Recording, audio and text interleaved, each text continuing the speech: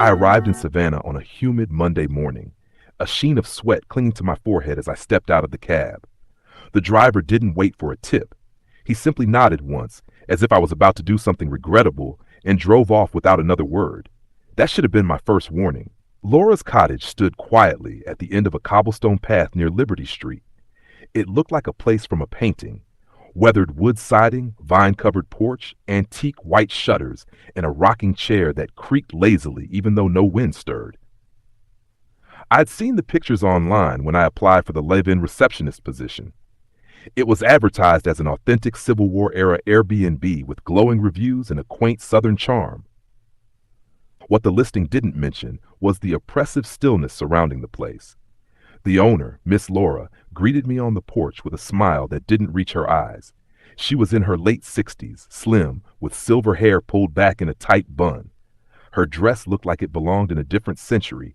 High collar, lace cuffs, and a brooch at the neck. "You must be Hannah," she said, extending a pale hand. "You arrived right on time. That's good. That's very good." I forced a smile and shook her hand. It was ice cold. "I'm really excited to start," I said. "Thanks for giving me the opportunity." "You'll find that timekeeping is very important here," she replied. "We do things a certain way. Order must be maintained." She led me inside, and the first thing that hit me was the scent, lavender and dust, with something metallic beneath it. The floors creaked as we walked, and the walls were lined with faded portraits of stern-faced people. I felt their eyes on me as we passed. Miss Laura showed me the front desk, the guest book, and the brass key cabinet with a dozen labeled keys. Only 3 rooms were occupied at the moment, she said. Then she handed me a folded piece of parchment. "These are the house rules," she said. "Memorize them. Some of them may seem unusual, but do not question them. If you follow the rules, everything will go smoothly. If you break them, well, you mustn't break them." I opened the parchment and read the rules in neat, looping handwriting. Some were standard: check in after 3 p.m., no smoking, no parties. But others were strange. Rule 5. Do not allow any guest to enter room 6, even if they have a key. Rule 7. Do not speak to the man in the rocking chair if you see him. Simply close your eyes and count to 7. Rule 9. Always leave a saucer of milk outside room 3 at exactly 10 p.m. Rule 11. If a guest checks out before dawn, do not ask why. Simply mark their name in red ink. I looked up, frowning. "Is this some kind of joke, like a ghost tour theme?" Miss Laura's expression didn't change. "No, dear. This is a very old house. It remembers, and it punishes forgetfulness." Her words sent a chill through me. She patted my shoulder gently, then turned and walked down the hall. I was left standing at the front desk, wondering what I had gotten myself into. That night, I settled into the small room behind the front desk that doubled as my living quarters. It had a bed, a narrow dresser, and a small window overlooking the side garden. The walls were lined with floral wallpaper, faded in some places. I could hear the faint ticking of a grandfather clock somewhere in the hallway and the soft footsteps of guests moving about upstairs. At 9:45, I remembered the milk. I filled a saucer from the tiny kitchenette and crept upstairs to room 3. The hallway was dark, lit only by a single wall sconce that flickered with a yellow glow. As I reached the door, I heard something on the other side, a low, rhythmic scratching. I hesitated, heart pounding, then placed the saucer on the floor. The scratching stopped immediately. I didn't linger. Back downstairs, I tried to focus on the guest book and organizing the keys, but the rules nagged at me. What was in room 6? Who was the man in the rocking chair? What would happen if someone broke the rules? At 11:30, the front bell jingled. I jumped. No one was supposed to arrive this late. A man stood just outside the glass doors, face obscured by the shadow of his hat. I approached slowly and opened the door a crack. "Can I help you?" I asked. He didn't answer. He held up a brass key, room 6. "I'm sorry, that room isn't available," I said. He said nothing, just stood there. The porch light flickered above him, casting strange shadows across his chest. His hands were pale and stiff, as though they hadn't moved in years. "I'll need to ask you to leave," I said, louder now. Still no response. I slowly shut the door and turned the lock. When I looked back through the glass, he was gone. The next morning, Miss Laura acted like nothing had happened. She poured tea at the kitchen table and asked if I'd slept well. I saw someone last night. No, I said, a man. He had a key to room 6. Her smile vanished. Did you let him in? No, of course not. She nodded, then poured herself a cup. Good, he will come again. He always does. I swallowed hard. What's in that room? She looked me dead in the eye. Not what, who? That day passed in a blur. One of the guests, a middle-aged woman named Mrs. Laura, checked out unexpectedly just after dawn. She looked pale, trembling, and wouldn't make eye contact. I asked if everything was all right. She simply handed me her key and walked out the door. Remembering Rule 11, I marked her name in red ink in the ledger. That night, I left the saucer of milk again. At 2:15 a.m., I woke to the sound of the rocking chair. It creaked outside my door, slowly, methodically. I knew what the rules said. I closed my eyes and began counting. 1, 2, 3. The creaking got louder. 4, 5. I heard breathing, ragged, right outside the door. 6, 7. Silence. When I opened my eyes, the chair had stopped. But now it was facing my door. The next morning, I found a small black feather on my pillow. I hadn't seen any birds in the house. Miss Laura didn't say a word about it, and I didn't ask. I had the sinking feeling I wouldn't last long here. But something about the place, about the rules, the silence, the things that moved in the dark, made me feel like I was already a part of it. Or worse, that it was already a part of me. The morning after the rocking chair incident felt like walking through a dream I hadn't fully woken from. The walls of Laura's cottage seemed to breathe slowly, like the house itself was alive. Every creak in the wood, every distant shuffle from the second floor felt magnified, as though the house was watching me. I sat at the front desk, staring blankly at the old-fashioned guest book. The name of Mrs. Laura, the woman who checked out at dawn the day before, was now circled in red, just as the rules had instructed. Her name pulsed on the page like a wound that hadn't healed. Miss Laura was unusually quiet that morning.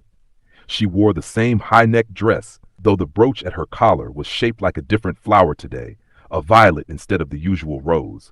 She didn't offer tea, nor ask how I slept. Instead, she stood by the window in the hallway, her gaze locked on something invisible in the garden. I couldn't hold my tongue. That man last night, the one with the key to room 6, he came again? Or maybe he never left. Miss Laura didn't turn around. He will come every night now, she said softly, until he is let in. Who is he? She finally looked at me, and there was a flicker of something ancient in her eyes. He was a guest, a long, long time ago. He broke one of the rules. Room 6 is where the house keeps the broken ones. Her words sent a cold shiver across my skin. Is he dead? Miss Laura smiled faintly. That depends on what you mean by dead. Later that afternoon, a new guest arrived. A man in his early 50s, wearing a wide-brimmed hat, hiking boots, and a Nikon camera around his neck. His name was Everett Bell, a freelance photographer traveling across the South documenting haunted locations. I heard this place used to be a Civil War hospital, he said as I handed him his room key. Some soldiers say their spirits never left. I gave a nervous chuckle. You might find more than you're bargaining for. He grinned, clearly thinking I was playing along. I hope so. If I can get a few good ghost shots, I might finally land that article in Southern Shadows magazine. I led him upstairs to room 4 and politely advised him not to wander at night. He laughed again, waved his hand, and said, "Don't worry, I'll be the one doing the haunting." After he settled in, I returned to the desk, trying to distract myself with some light reading from the guestbook archive. Most entries were benign, compliments about the charm of the cottage or the comfort of the rooms.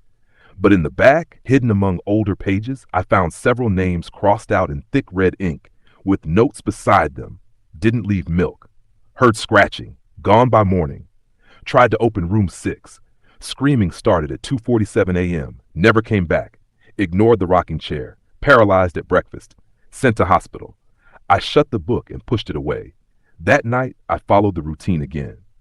At exactly 10 p.m., I carried a fresh saucer of milk up the narrow stairs, careful not to let it spill. I placed it gently outside room 3. There was no sound from inside tonight, no scratching, no whispering, just silence. But as I turned back toward the staircase, I caught something in the corner of my eye. A man stood at the end of the hallway, still, silent. He wore a black wool coat, out of place for the warm Georgia night. His face was hidden beneath the brim of a dusty hat, and in his gloved hand he clutched a brass key, one that shimmered faintly in the moonlight streaming through the hallway window.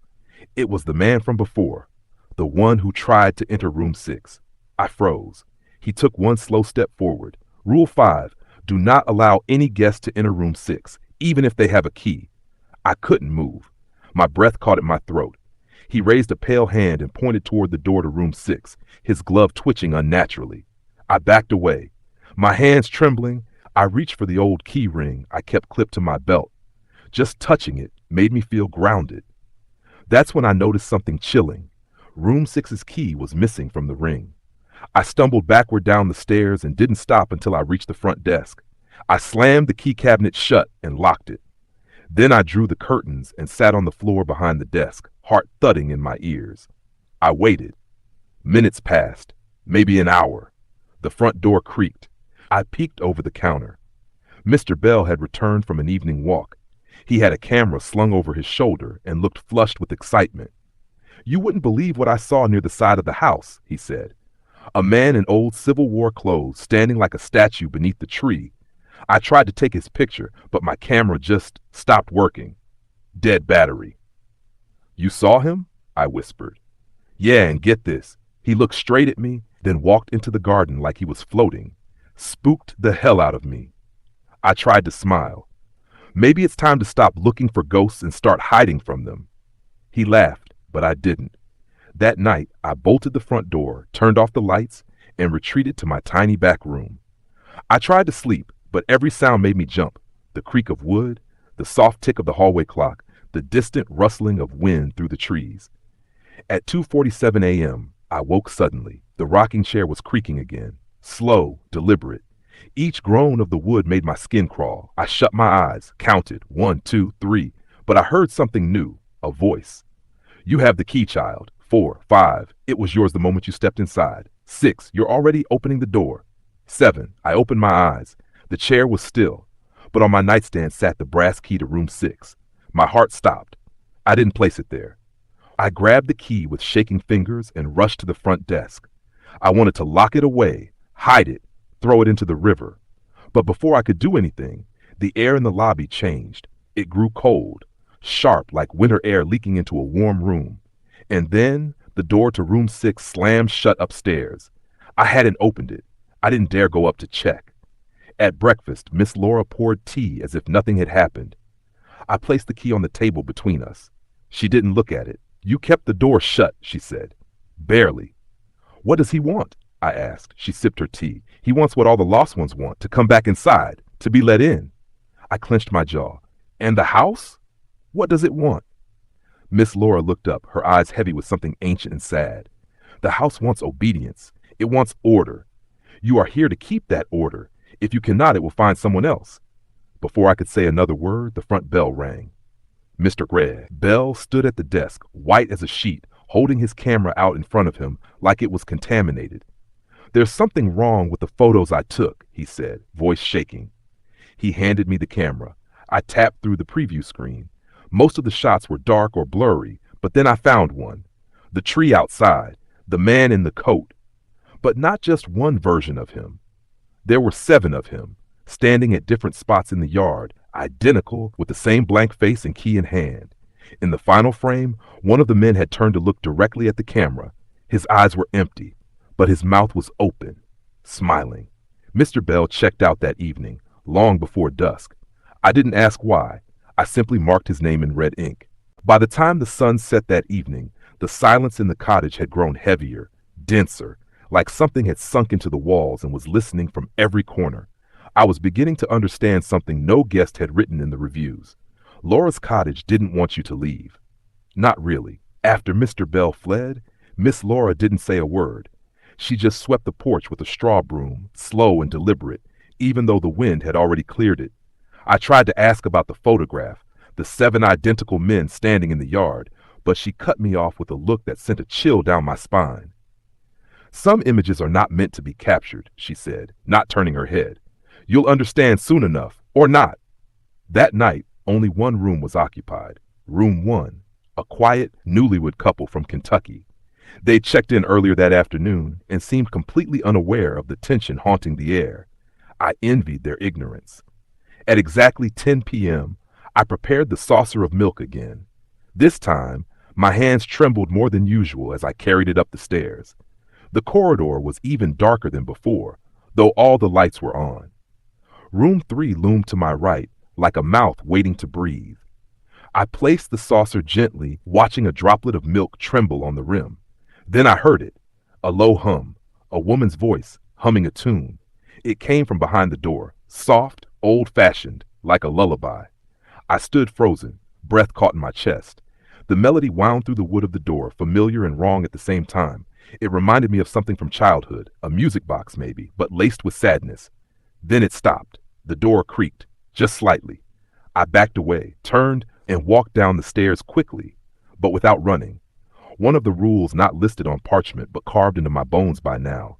Never run in the house. Running makes you pray. Back downstairs, I found the brass key to room 6 had moved again. I had locked it in the desk drawer under my ledger, but now it sat on top of the counter, perfectly centered. I didn't touch it. Miss Laura appeared behind me so suddenly, I jumped. "You should not leave the drawer unlocked," she said softly. I didn't. She stared at me for a moment, then picked up the key with a napkin, like it was a contaminated object. She dropped it into her apron pocket. "Let me show you something," she said. We moved down a narrow hallway I hadn't noticed before, one that led to the cellar. The door was old and carved with what looked like symbols, but they'd been scraped off long ago. Miss Laura unlocked it with a separate iron key from her necklace. The air was colder as we descended, damp and musty. Candles lined the stone walls below, flickering in hollow sconces. At the bottom of the stairs was a door made entirely of iron. No handle, just a viewing slit at eye level. She didn't open it, just stood beside it and whispered, "This is the real room 6. I stared at her, unsure if I misheard. "But the one upstairs is the decoy," she said, "to trick him, to slow him down." "You mean the man with the key?" She nodded. "He thinks he's coming home, but this is where he belongs." There was a loud thump from behind the iron door. Something struck it, hard. I stepped back. Miss Laura didn't flinch. "He doesn't like when we talk about him, and lately he's been waking up too often." I looked at her. "Why me? Why did you hire me?" She turned to face me. "Because you followed the rules. Even before I told you, you knocked on the office door instead of barging in. You arrived at exactly noon. You asked permission before entering the parlor." I swallowed hard. "That doesn't explain anything." "No," she said. "It doesn't." Before I could press further, a voice echoed from upstairs. It was the woman from room 1. She was screaming. Miss Laura's face went pale. "No," she whispered. "Too soon." We rushed back up the stairs, her surprisingly quick for her age. The screaming stopped as we reached the landing. The hallway was empty. Then we heard the crying. Coming from room 1, I approached slowly. My hand shook as I knocked. No answer. I used the spare key and opened the door. The room was a mess. The mirror above the dresser was shattered. The bed was overturned. And the bride, her name was Claire, I remembered, sat curled in the corner, sobbing. The husband was gone. "Claire," I said gently, kneeling, "where's Matthew?" She raised her head slowly. Her eyes were bloodshot and wide. "He opened it," she whispered. "He opened the wrong door." "What door?" She pointed toward the bathroom. I looked inside. Nothing unusual, until I saw the mirror. The reflection didn't match the room.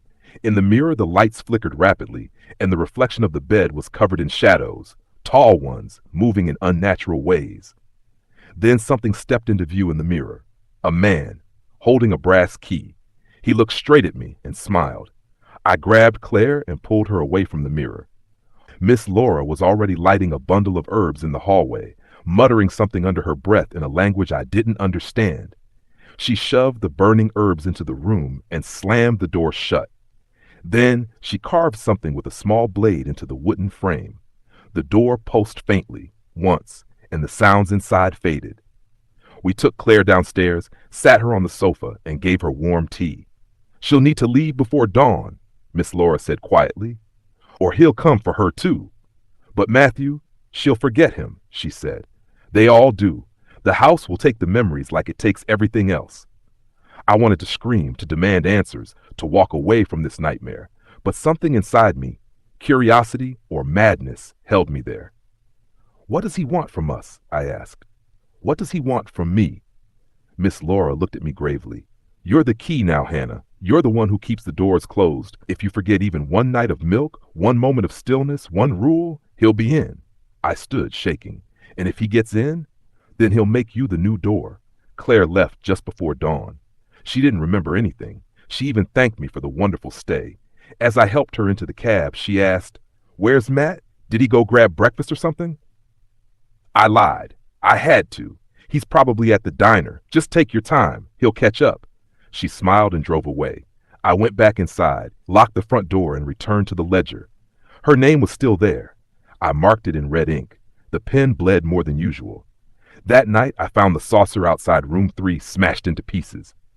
A trail of milk led down the hallway toward room 6. The brass key was in the lock, just slightly turned. I didn't sleep. Not even for a minute. I sat at the desk, a kitchen knife in my lap and the emergency lamp flickering above me. The shadows in the corners of the room seemed thicker now, like they had substance, like they could breathe. The image of the milk trail still haunted me. A narrow white line smeared down the second-floor hallway like it had been dragged by a small hand. At the end of it, the door to room 6, and in its keyhole, the brass key, turned just slightly. I didn't have the courage to touch it. Miss Laura had disappeared again after sealing room 1 the night before. She hadn't come down for tea. She hadn't tended the garden. She hadn't lit the hall candles. The house, once maintained with obsessive care, was now starting to rot around the edges. At precisely 3:03 a.m., the front bell rang. I didn't move. It rang again and again. I finally stood, heart thudding, and peeked through the curtain. No one was there. Just the garden beyond the steps, still and overgrown, its roses drooping like they were grieving something. But when I turned around, the man was in the lobby, standing just inside the threshold, soaked with rain that hadn't fallen. His long coat dripped onto the wood floors. His gloved hands were folded politely, and in one of them, as always, the brass key. Room 6, he whispered, though his lips didn't move. My knees buckled. I dropped the knife. He didn't step closer, just stood there, the air around him vibrating softly, like the static hum of an old TV. Rule 5. Do not allow any guest to enter room 6, even if they have a key. I steadied myself, took a deep breath, and said the only thing I could think of. You're not on the ledger. His head tilted ever so slightly. The lights above us flickered. You're not on the guest list, I repeated. No reservation, no record. A long pause. Then finally he smiled. Not warm, not cruel, just knowing. He turned and walked through the wall. Not the door, not the hallway. He walked straight into the wooden wall like smoke dispersing in the wind. I stood there, completely frozen, until the sun rose. By 7 a.m., Miss Laura reappeared as if nothing had happened. She carried a silver tray with 2 teacups and a jar of peach preserves. You saw him again, she said casually. He came inside, right here, in the lobby. She nodded, unfazed. He's getting stronger.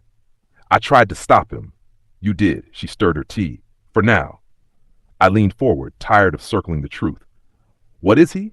A spirit? A ghost? A demon? Miss Laura sipped her tea slowly. He was the first guest to stay in room 6, like back before we knew the house needed rules. His name was Edward Mather, Civil War deserter, wounded and delirious. He checked in under false papers. We offered him care and shelter, but he wanted more. She set the cup down, eyes now glassy with memory.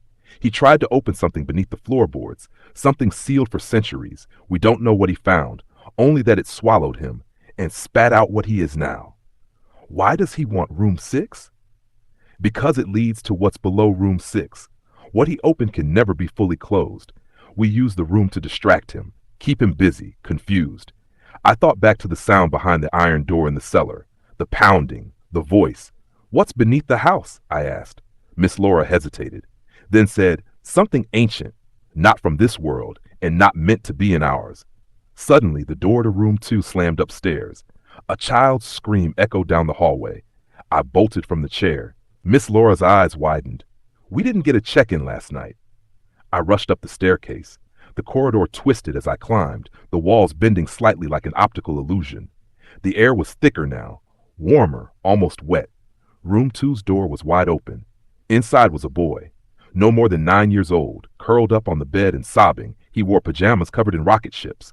I approached cautiously. Hey, you okay? Where are your parents? He looked up at me with red eyes. They went into the mirror, he whispered. I froze. He pointed toward the bathroom. I stepped inside. The mirror was missing. In its place, a black void. Not a broken mirror, not a hole. Just pure darkness, moving, breathing. I yanked the boy into my arms and ran. Down the hall, down the stairs, back to the lobby.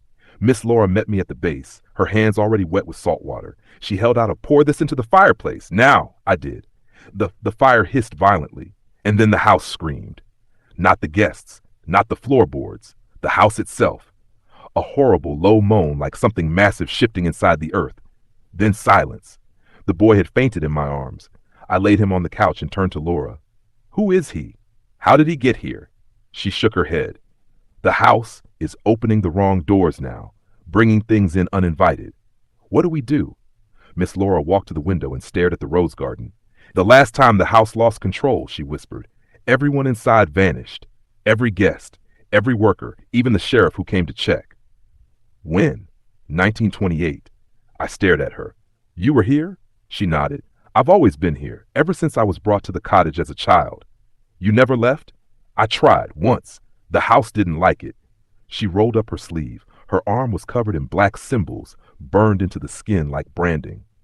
I was gone for 3 hours. It punished me for 3 years. I backed away.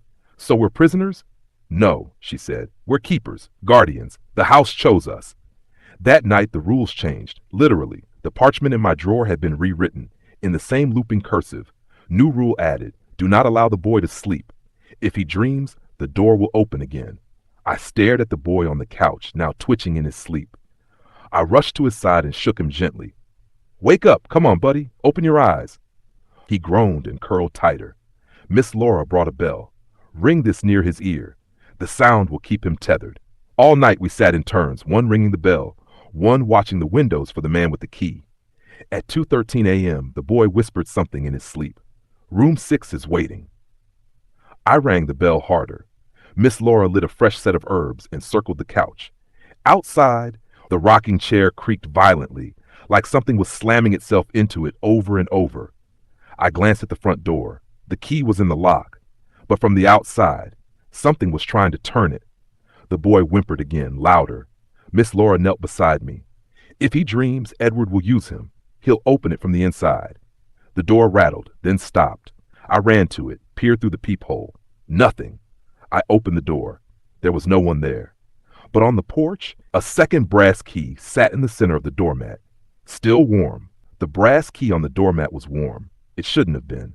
The morning air was crisp, and the fog that curled around Laura's cottage was damp and chilling. Yet that key, it radiated heat like it had just been pulled from a fire. I didn't touch it. I stood in the doorway, staring down at it, heart pounding. Something about this key was different. It looked like the others, same antique brass and tiny etching of the number 6, but this one had a faint red shimmer, like it had been dipped in blood and scrubbed clean, imperfectly. Behind me, the boy whimpered again in his sleep. Miss Laura appeared at my side, her eyes already fixed on the key. He's testing us, she whispered. This is his final attempt. I turned to her. Final? She nodded. If he can't get through tonight, he'll return to his prison. But if we fail... She looked up toward the second floor. He'll take control of the house, and we won't be able to stop him again. I looked down at the boy, his small body curled under a blanket. He hadn't woken in hours, despite everything we tried. The bell had stopped working. The herbs did nothing. He was trapped in a deep, dark sleep. And whatever he was dreaming about, it was pulling the house open from the inside. I clenched my fists. Then we stop him. Miss Laura gave a sad smile. You're ready, then? Ready for what? She walked slowly to the fireplace and removed the framed photograph above the mantel. Behind it, carved into the brick, was a hidden compartment. Inside lay an ancient, rusted blade, curved and blackened. It looked more ceremonial than practical. This blade, she said, was forged by the house itself, centuries ago, before it was a home, before Savannah even had a name. It's not meant for the living. I took a step back. I'm not going to kill anyone. You won't need to. She handed me the blade. You just need to cut the dream. I stared at her, confused. What does that mean? Miss Laura motioned for me to follow her. We descended into the cellar again. This time, the iron door at the bottom was pulsing, literally breathing. A deep, steady rhythm like a heartbeat. It throbbed through the stone walls and into my chest. The boy is dreaming of room 6, she said. And Edward is using that dream to unlock the real door. But there's still time.